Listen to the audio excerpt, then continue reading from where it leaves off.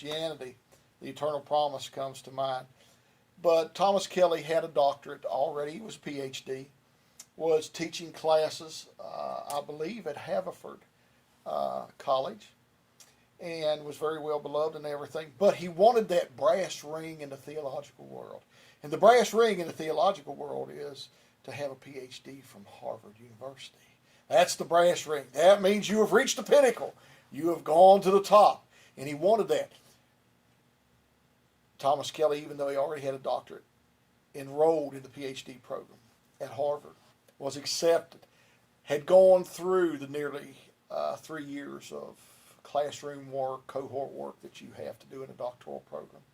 And he was down to the point of writing his dissertation, had written it, and if you understand how the process goes, he had to go back to the committee that had several PhDs on this committee, and he had to present his thesis, his dissertation, if you will, and defend it against anybody who would challenge him.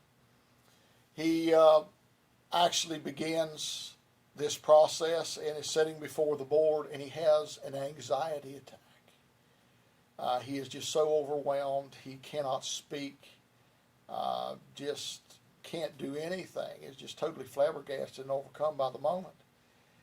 And he is basically laughed out of Harvard University. He is somebody basically told him, look, you have a PhD already. Just go back and teach your students and be happy with that. And you're not going to make it here, obviously. You can't, if you can't sit down and defend your dissertation. He went into a great time of depression in his life. He went back to Haverford, was very fortunate to be able to just get up in the morning and even teach class. And on many days he couldn't even teach his class. He was just so overcome and just in such a deep and dark depression overall, because in his eyes he failed. His students loved him. They would come to his home that was on the campus and would try to comfort their beloved teacher, and he just couldn't be comforted.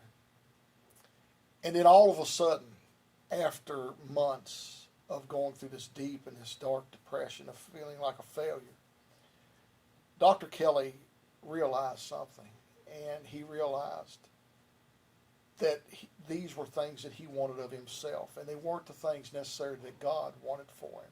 That the brass ring, so to speak, was not really the objective in life. And he wrote this wonderful, wonderful quote, and it is probably my favorite quote of all time. And he says this: but there is a sound invalid, contemptuous Monday, which the inner light works within the utterly dedicated soul. Positions of prominence, eminencies of social recognition, which we once meant to attain, how puny and trifling they become. Our old ambitions and heroic dreams, what years we have wasted in feeding our own insatiable self-pride, when only His will truly matters. Our wealth and prosperity, security now and in old age, upon what broken reeds we have leaned, when He is the rock of our heart and our portion forever. And the He that Dr. Kelly writes about is Jesus, God. He is all that we need. Sometimes, and I think we're discovering this through this pandemic, a lot of us have looked at houses, social status, we've looked at prominences and jobs and bank accounts and all of these things. We're kind of finding out they really don't matter. But God is what truly matters. And I pray today that maybe you're feeling depressed during this time. Maybe you're feeling like, you know what, I worked for this and worked for that, and this is gone, that's gone.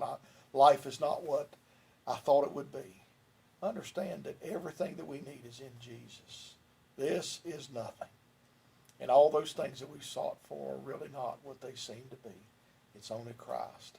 He is our portion, and He is all that we truly need if we will really think about it.